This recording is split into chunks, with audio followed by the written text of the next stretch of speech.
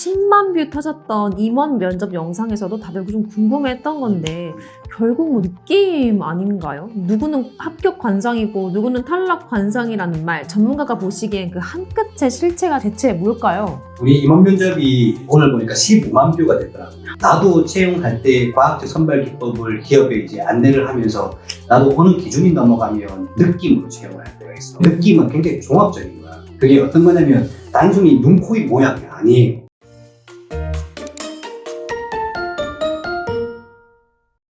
대표님 안녕하세요. 반갑습니다. 요즘 취준생들 사이에서 취업은 운빨이다, 기업이 말하는 인재상은 다 거짓말이다 라는 불만이 폭발 직전입니다. 우리 청년들이 워라밸과 공정성을 믿고 토익, 자격증, AI 스펙까지 영혼을 갈아놓고 있거든요. 그러니까 정작 합격자들 보면은 기준을 모르겠단 말이죠. 혹시 기업들이 공고문에는 절대 안 쓰는 비밀 평가표가 뭐 따로 있는 게 아닌가? 전문가로서 오늘 그 민낯 좀 다 알려주세요. 요즘 기업들이 고스펙은 금방 나갈까봐 무섭다면서 오히려 스펙을 좀 깎아서 지원하라는 말까지 돌고 있는데요. 기업이 좀 부려먹기 좋은 가성비 인재만 찾겠다는 꼰대 마인드 같은 거 아닌가요? 지원자 입장에서는 당연히 그렇지.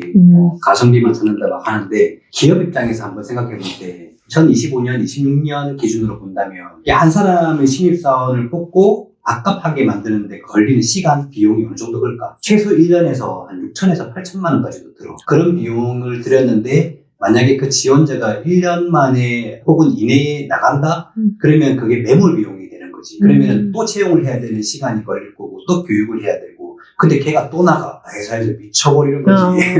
그래서 지금 가성비만 찾겠다라는 게 아니라 너무 고스펙보다 지속 가능성을 보는 경향이 있어. 고스펙인 경우에는 이제 평가자들이 어떻게 느낄 수 있냐면 우리 회사를 징검다리로 삼을 수도 있겠구나라는 생각을 하게 되는 거야. 그래서 마지막 말미에 평가를 어느 정도 끝내고 나서 이 사람이 우리 회사에서 잘 어울리는지 아니면 조금이라도 오래 다닐 건지 그런 것들을 이제 느낌적으로 판단을 하게 돼. 경험적으로 그게 엄청 많이 쌓여있어. 고스펙 뽑았더니 빨리 나간다 이런 것들이 있기 때문에 실제로 뭐 중견 중소에서는 상위 스펙에 있는 사람들을 제외하고 면접 보는 경우도 예전에는 있었다. 지금은 그게 더 심할 거야. 왜냐면 매몰 비용이 너무너무 아까운 거야. 그래서 내가 오래 다닐 인재라는 것들이 어필이 돼야만 충분히 도움이 될 거라는 생각이 듭니다. 두 번째로 요즘 공고마다 AI 활용 능력 우대라고 써있긴 한데 써본 적 있다 정도면 되는 거 아닌가요? 뭐 아니면 진짜로 면접에서 너 AI로 일 얼마나 줄일 수 있어? 라고 구체적으로 막 계산기를 두드리는 건가요? 우리 지금 AI를 많이 쓰잖아. 무료로 쓰는 사람들도 많을 거고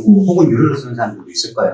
근데 지금 여기서 묻는 건 뭐냐면 AI 써봤냐가 아니야. 지금 우리가 경력직이 아닌 경우에는 AI를 쓸 때 어떻게 쓸 수 있겠어? 과제를 만들 때 쓸 수 있겠지. 과제를 만들 때 평소 일주일 걸리는 양들을 30분 내에 끝낸다든지. 그래서 시간이 단축되면 조금 더 정교하게 만들 수 있잖아. AI를 활용해서 지금까지 나왔던 그 어떤 발표 자료보다 큰 성과를 봐서 A뿔을 받았다. 이런 게 이제 도움이 된다는 거지. 구체적으로 어떤 자료를 어떻게 분석을 했고 어떻게 검증을 했고 그래서 거기에 대한 판단을 가지고 어떻게 우리가 해야 될지에 대한 것들을 줄줄이 설명을 할 수 있다고 한다면 얘는 AI를 그런 식으로 활용해봤구나. 그러면 우리 회사에 와서도 일을 줄 때 그런 식으로 AI를 활용해서 시간을 단축시킨다거나 내용을 정교하게 한다거나 풍부하게 만들 수 있다는 믿음이 되겠지. AI 활용성이라는 것들은 신입이면 그런 측면으로 설명을 하는 게 좋을 거야. 근데 요즘은 대부분 AI를 다 써서 효율적으로 쓰고 있단 말이지. 그러면 나는 어디서 어필을 해야 될까? 어떤 측면을 어필을 해야 될까? 이런 것들이 논리적으로 잘 나와야 AI를 활용을 잘한다라는 게 될 거고 반대로 이런 말을 할 수가 있어? AI를 활용하면은 내 1인분을 넘어서는데 그러면 2인분, 3인분씩 월급을 줘야 되는 거 아니야? 이런 얘기를 할 수 있겠지? 근데 모두가 그렇게 일을 하고 있다. 그래서 지금 청년 취업이 많이 없는 거기도 하고 그래서 AI 활용은 지금 채용하는 입장에서 볼 때 어떻게 활용하는지 많이 궁금한 거야. 10만 뷰 터졌던 임원 면접 영상에서도 다들 좀 궁금해했던 건데 결국 뭐 느낌 아닌가요? 누구는 합격 관상이고 누구는 탈락 관상이라는 말, 전문가가 보시기엔 그 한 끗의 실체가 대체 뭘까요? 이 임원 면접이 오늘 보니까 15만 뷰가 됐더라고요. 관상으로 해가지고 결국에는 이제 뭐 탈락시키는 거 아니냐. 나도 채용할 때 과학적 선발 기법을 기업에 이제 안내를 하면서 나도 어느 기준이 넘어가면 느낌으로 채용을 할 때가 있어. 느낌은 굉장히 종합적인 거야. 그게 어떤 거냐면 단순히 눈, 코, 입 모양이 아니에요. 면접장 문을 열 때의 표정부터 압박 질문을 받았을 때 그걸 이겨내고 유하게 답변하는 그런 것들, 탄력성 같은 것들을 많이 보는 거야. 이런 것들이 약간 공통적으로 혈착핏이 되는 거지. 이 조직에서 우리가 이러한 압박 상황이나 이러한 질문이나 이런 것들을 할 때 어떻게 대응하는지를 이제 종합적으로 판단을 하게 되는 거고, 결국에는 종합적으로 판단했을 때 귀결되는 게 뭐냐면, 얘가 나랑 같이 일하는데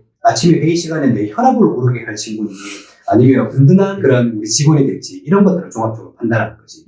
그래서 실제 관상이라는 게 진짜 관상이 아니라 우리가 지난 수많은 경험들을 통해서 굉장히 많은 직원들과 사람들을 봤을 거 아니야.